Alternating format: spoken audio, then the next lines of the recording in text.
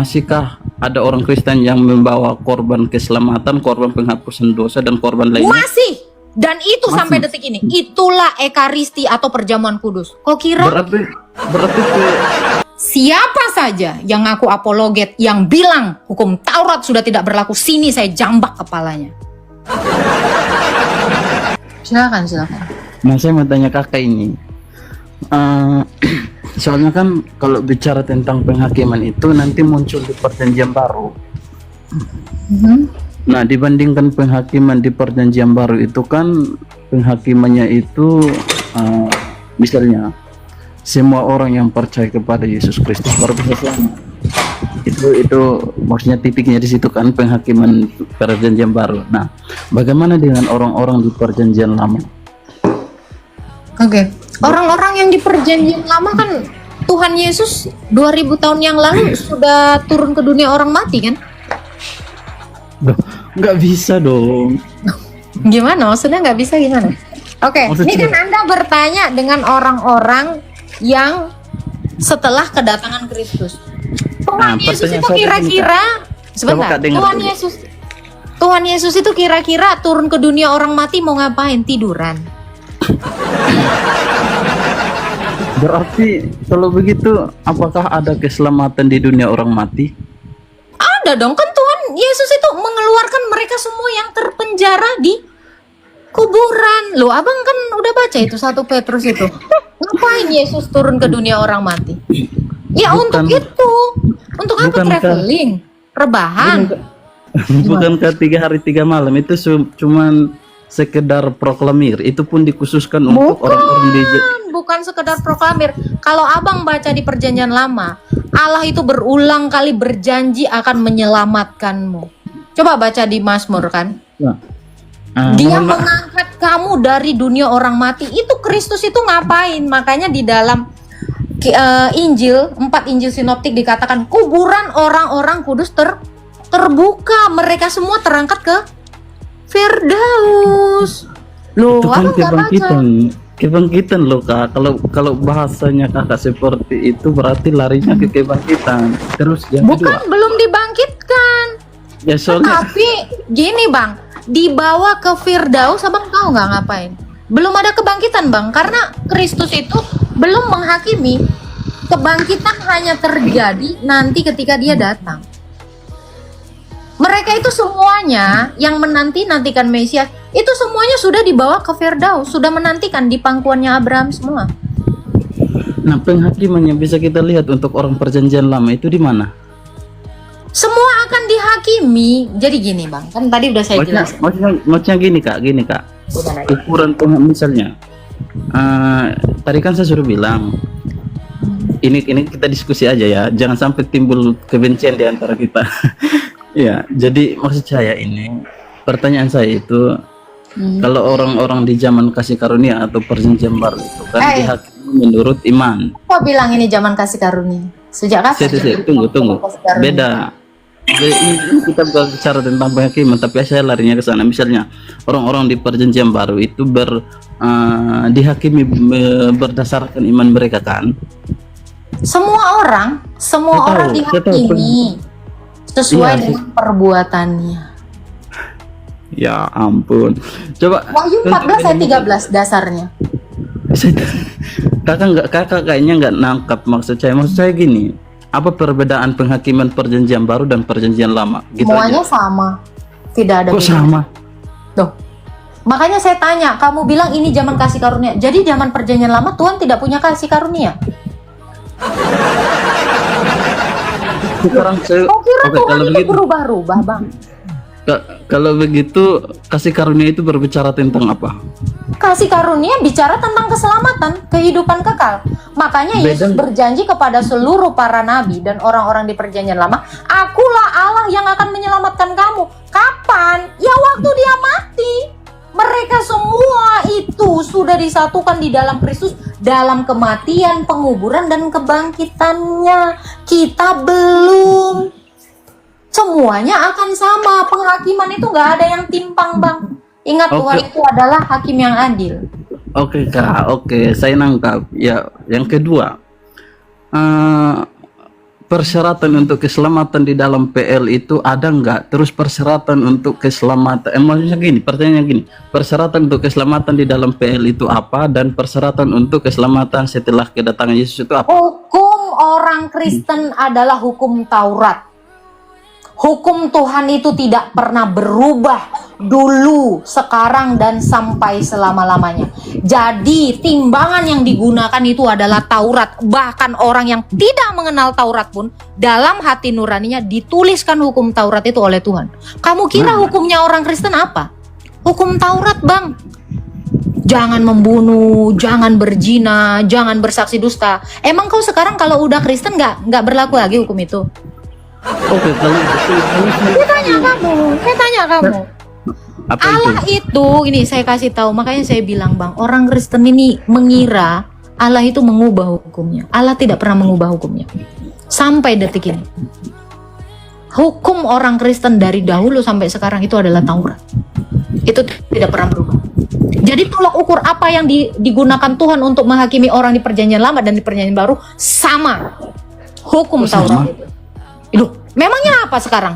Saya apakah tanya. kita sekarang begini, apakah kita masih dihakimi menurut hukum Taurat? Kita dihakimi berdasarkan semua perbuatan kita, iya dong. Jadi kalau kau mencuri, kamu tidak dihukum, ya dihukum. Semua orang dihukum. Sekalipun kamu sudah mengaku Kristen, kamu akan dihukum kalau kamu mencuri. Emangnya kamu nggak akan dihukum? Enak banget. Saya tanya abang kira abang sekarang ya orang Kristen kalau mencuri itu memang dibolehin? Saya tanya.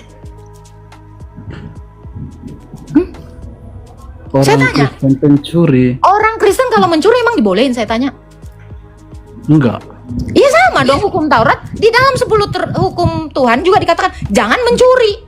Itu hukumnya orang Kristen, hukum Taurat. Tapi Emang kalau kau kira apa? Tapi kalau penghakiman itu disetarakan antara Perjanjian Lama dan Perjanjian Baru, kayaknya kita beda pemahaman. Kok beda pemahaman? Nggak bisa beda pemahaman. Karena Tuhan Yesus itu tidak pernah mengajarkan beda pemahaman. Berarti pemahaman kau yang keliru. Oke, kalau begitu Sekarang aku tanya kau, Bang. Sekarang aku tanya, Bang. Hukummu apa sebagai orang Kristen? Hukum apa yang kamu pakai? Hukum aku dalam hal apa? Hukumnya orang Kristen yang kamu pakai sekarang itu hukum apa? Kok kamu bilang beda? Mau tahu aku? Karena begini Kak, kalau penghakiman diseterahkan maka nanti maksudnya gini, kalau penghakiman antara Perjanjian Lama dan Perjanjian Baru itu sama, maka saya mau tanya sekarang bagaimana saya tanya, kenapa saya bilang sama? Karena Taurat itu masih dipakai sampai detik ini. Aku tanya kau masih pakai Taurat nggak?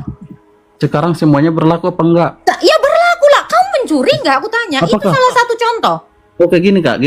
Maksudnya kalau misalnya Kakak katakan bahwa hukum Taurat itu masih relevan semuanya, saya mau tanya masih ya ada udah sekarang kamu nyuri kalau nggak relevan. Bentar dulu. Kalau Kakak bilang hukum Taurat itu masih berlaku semuanya, maka akan muncul satu pertanyaan begini. Misalnya, masihkah ada orang Kristen yang membawa korban keselamatan, korban penghapusan dosa, dan korban lainnya? Masih. Dan itu sampai detik ini. Itulah Ekaristi atau perjamuan kudus. Kok kira? Berarti pengorbanan berarti kamu tidak tahu bahwa orang Kristen ke gereja itu untuk kurban. Makanya Yesus bilang dia mengambil roti, ini tubuhku.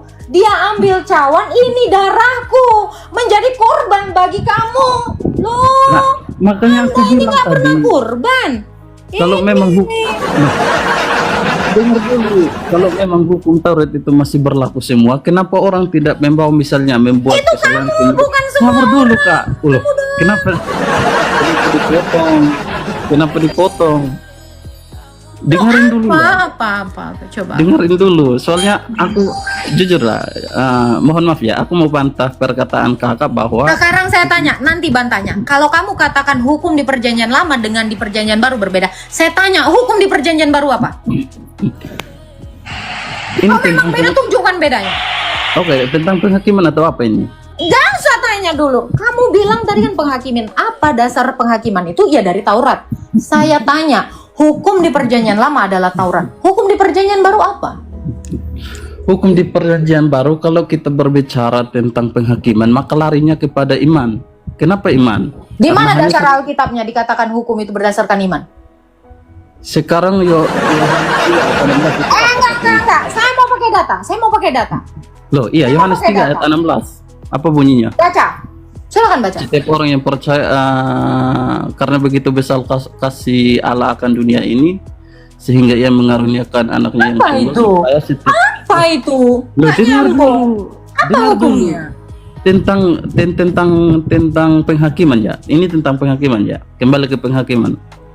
Kalau orang perjanjian baru dihakimi berdasarkan imannya kepada Yesus Kristus. Dalilnya. Nah, kalau orang perjanjian lama Dalilnya mana? Orang dihakimi berdasarkan iman kepada Yesus. Dalilnya. Lu kalau nggak ada dalil itu omong kan kosong. penghakiman yang pertama kali kedua. Yohanes 3 ayat 16. Hanya setiap orang yang percaya itu penghakiman. Nggak ada di situ dikatakan orang dihukum berdasarkan iman kepada Yesus, nggak ada. Karena Yohanes 3 ayat 16, karena begitu besar kasih Allah kepada dunia ini sehingga ia mengaruniakan anaknya yang tunggal supaya barang siapa percaya tidak binasa melainkan beroleh hidup kekal. Mana ada hukumnya di situ? Oke, Nggak timbang nyambung, baliknya Bang. penghakiman Jangan itu diegese Bang, jangan diegese. Saya tanya hukum apa bagi orang Kristen? Apa hukum yang berlaku bagi orang Kristen? Jawab kamu. Kalau kamu bilang beda, tunjukkan yang baru yang mana. Atau kamu bikin sendiri hukumnya? kakak ini larinya kemana? Lu kok larinya kemana? Ya, kakak tanyakan hukum perjanjian baru. Sekarang saya tanya abang, kalau abang tidak menggunakan Taurat, berarti abang boleh mencuri dong? Ya, kalau makanya kenapa sih? Loh, Berarti kau boleh berjinah dong? Karena kau nggak pakai hukum Taurat. Karena di hukum Taurat dilarang berjinah, jangan mencuri, jangan bersaksi dusta. Kau sekarang boleh itu, karena kau bilang nggak berlaku, iya kan? itu beda, itu bukan hukum Taurat, Kak. Itu hukum Allah. Terus apa isi hukum Taurat? Kutanya kau. 10. Jadi apalah 10 perintah Tuhan itu? Sekarang aku tanya, beda nggak 10 hukum sama si hukum Taurat? Kalau hukum Taurat ya semua keseluruhan. Nggak beda. Karena 10 perintah Tuhan itu adalah Taurat, itu adalah hukum. Kalau mau berbicara Taurat, maka harus berbicara tentang semua dari hukum. Ya memang betul. hukum Makanya sampai kurban itu korban. kan Taurat. Makanya saya bilang 10 perintah Allah itu termasuk dalam Taurat. Taurat itu bukan bicara tentang 10 saja, tapi seluruh yang ada di dalam kitab Perjanjian Lama, terutama Tanakh, itu berbicara tentang Taurat. Ya udah begini. Kakak mau berbicara tentang 10 hukum saja atau berbicara tentang Taurat? 10 hukum itu adalah termasuk Taurat. Nah, Kamu nggak aku ngerti? tanya, aku tahu Taurat. Oke. Kakak mau berbicara Taurat tentang artinya Taurat? hukum. Taurat artinya Dengar dulu. hukum. Dengerin dulu. Hmm. Kakak mau berbicara tentang Taurat atau berbicara tentang 10 hukum? 10 perintah Tuhan masuk dalam Taurat. Kamu nggak ngerti Ya, bahasa aku tahu, Indonesia? aku tahu. Masuk dalam hukum Taurat. Tetapi mau ambil sebagian atau ambil keseluruhan? Seluruhnya, kau aja yang nggak ngambil. Aku mah Kalau seluruhnya. kalau seluruhnya berarti nggak bisa dong. Hanya 10 hukum Taurat itu dibahas. Jangan 10. Kau sebutkan hukum di dalam perjanjian baru sampai detik ini 1 ekor belum ada.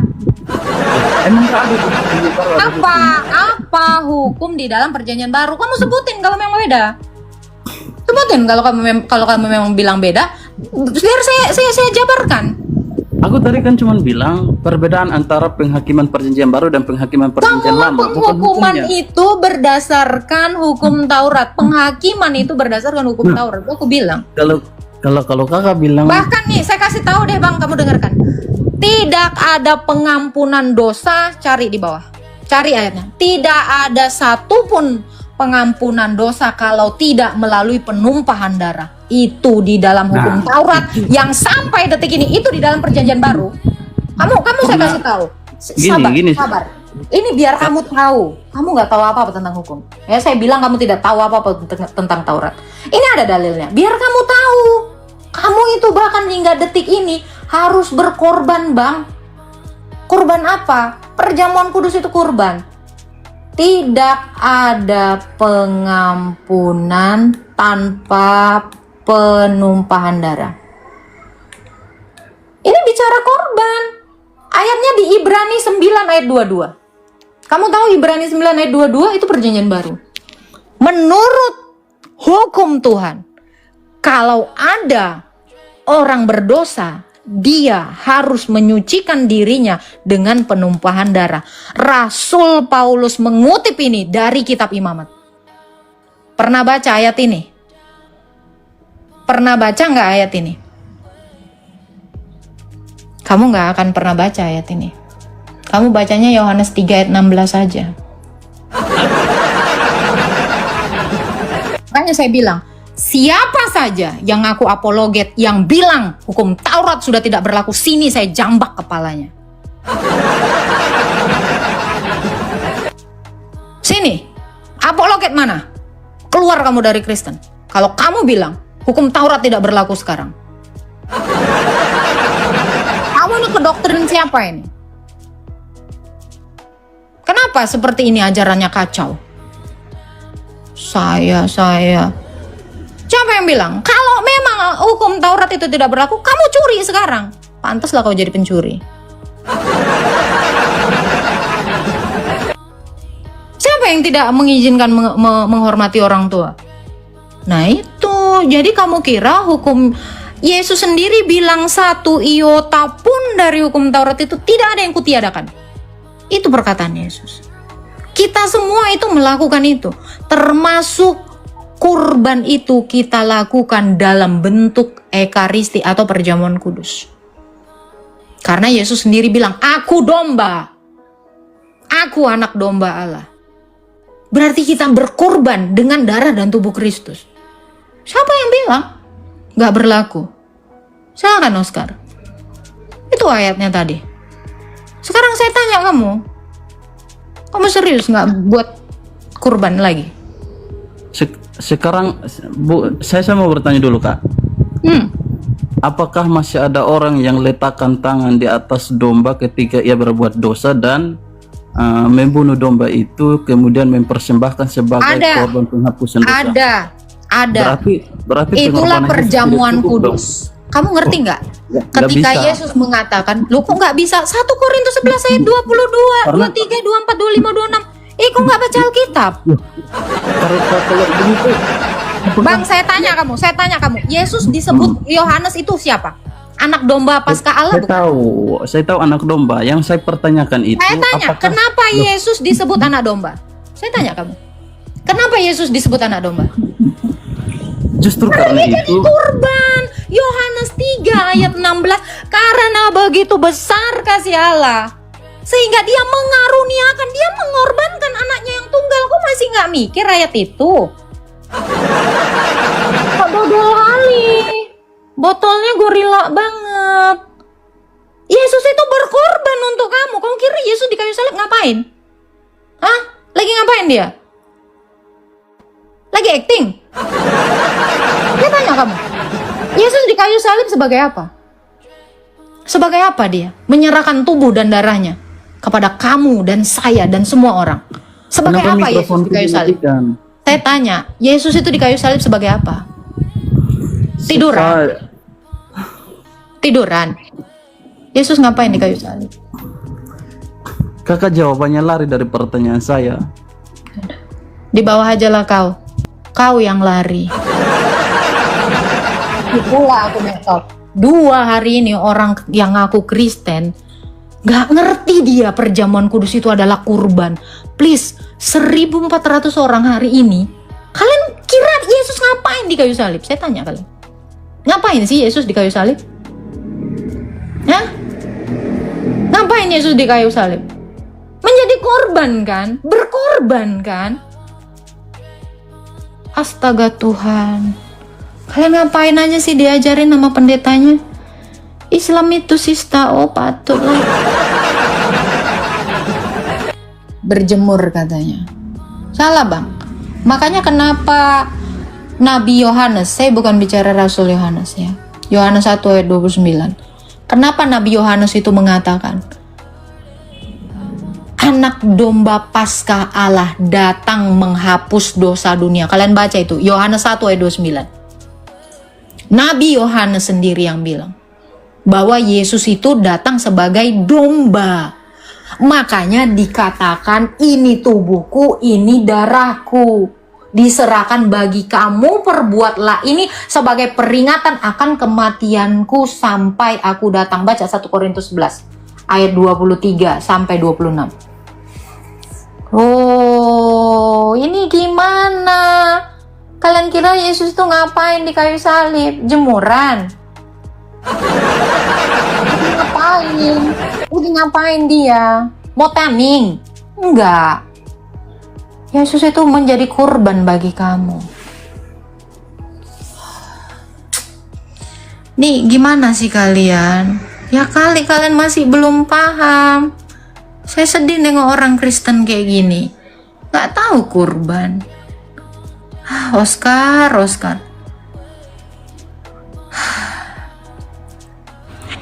Gak ada yang bilang perjamuan kudus itu simbol ya Eta ya.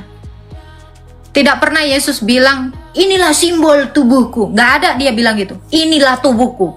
Jangan kau tambah-tambahin ayat Alkitab. SS kata Kak Tiara, ya SSK. Halo, sudahlah. Halo Kak. Ya, Islam Kristen Bang. Kristen. Ada yang mau ditanyakan Bang? Silakan. Itu apa namanya? Apa? Saya mau bertanya. Boleh. Nah, kalau perjamuan kudus itu memperingati akan kematian Kristus kan? Iya, memperingati kematiannya sebagai kurban untuk kita semua. Ya. Sebagai Untuk siapa saja yang mau menerimanya. Ya, betul. Itu tadi yang Oscar itu dia Kristen atau apa dia? Kata Bu Sika dia Muslim. Makanya orang Kristen yang tidak tahu Yesus itu menjadi kurban itu menurut saya Muslim. Dan itu kata Bu Sika, mungkin itu tetangganya Bu Sika itu. Kalau kakak cepet naikkan saya tadi nggak usah pusing dengan dia, saya bilang, soalnya dia kacau kan. Iya Bang. Iya. Siap Bang. Itu sih Kak, terima kasih Kak. Sama-sama Tuhan berkati Bang, sudahlah. Silakan Syekh Nekat, ada yang mau ditanyakan? Selamat malam Kak. Nah, selamat malam. Enggak, ini masalah yang pembakaran gereja yang kemarin ya, itu kan Islam yang keras saja Kak. Enggak semua Islam gitulah. Pembakaran di mana Bang? Emang ada? Yang kemarin dulu Kak, yang gereja dihancurkan itu loh, di Sukabumi. Emang sampai dibakar? Kan lagi rame. Oh. Enggak ya, dihancurin ya. Oh iya, dihancurin. Iya. Enggak Bang, itu salah orang. Tapi kan maksud saya kan Itu salah orang Kristen. Orang Kristen nggak bayar uang keamanan kemarin itu Bang. Gitulah, ya, berarti kan itu preman-preman aja lah gitu. Iya. Orang Muslim itu banyak yang baik, terutama Bang Syekh juga ini orang baik itu. Itu yang kemarin itu yang saya sesalkan, Oten waktu itu nggak ngasih banyak uang. Makanya kayak gitu. Sebenarnya semua ini akan damai asal ada ya uang keamanan lah, ya kan Bang? Gitu. Ya kalau harusnya ya nggak pakai gitulah, orang beribadah kok diminta uang keamanan, itu kan nggak boleh.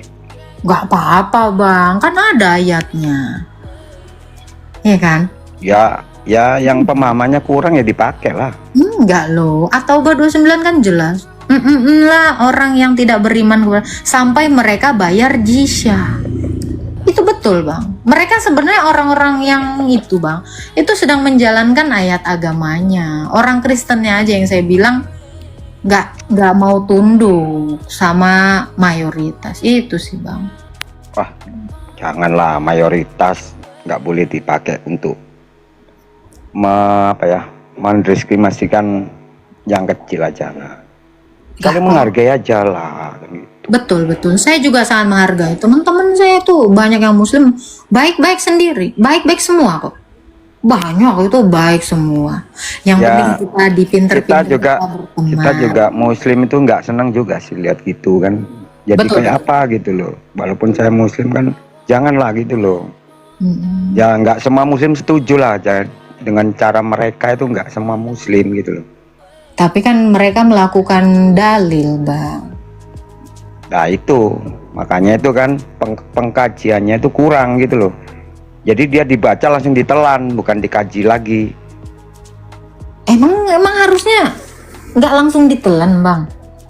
Nggak boleh lah. Kan Oh. intinya kan gini kan, Tuhan itu satu ya. Kita ini satu aja, cuma beda nyebut, beda cara gitu aja kan simpelnya. Tuhan satu, beda nyebut, beda cara. Berarti udah dua lah.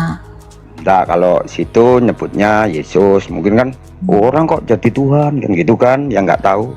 Ya itu kan nggak bisa memahami konsep Kristen kan, jadinya gitu. Nggak apa-apa.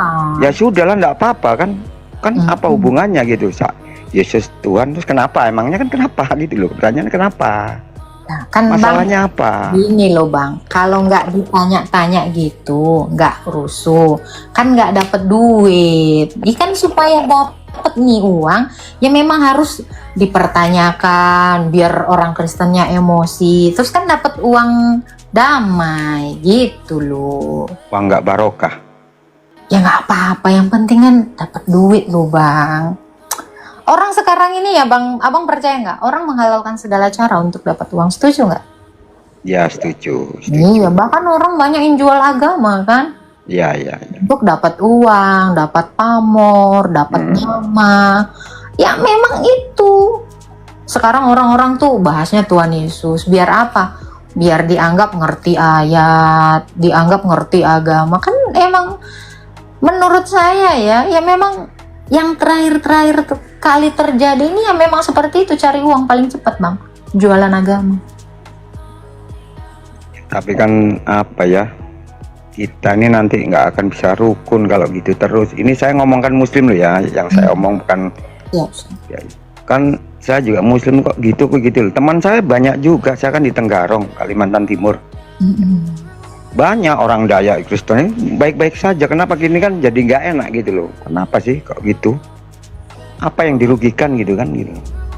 Nah, itu hanya orang yang menjalankan agamanya aja, Bang, yang tahu gitu. Mungkin Bang Syekh ini kurang paham agama kali ya, Bang, makanya nggak gitu. Ya enak kurang paham gini, jadi nggak timbul perpecahan kan? Enak kurang Kalau paham aja. kan kayak Bahaya. mereka dong harusnya. Bahaya kalau paham ya. Bahaya kalau paham. Apalah. Aku nggak bisa bercanda sama kamu kalau aku ngikuti mereka. Ya nggak apa-apa. Kita nanti ngotot-ngototan jadinya di sini. Nggak usah lah kan gitu. Sebenarnya lebih seru kayak gitu, Bang. Gitu ya. Kan gini ya Bang, sebenarnya bukan masalah serunya ya. Abang sebagai umat Islam, Abang mau menjalankan agama Abang enggak?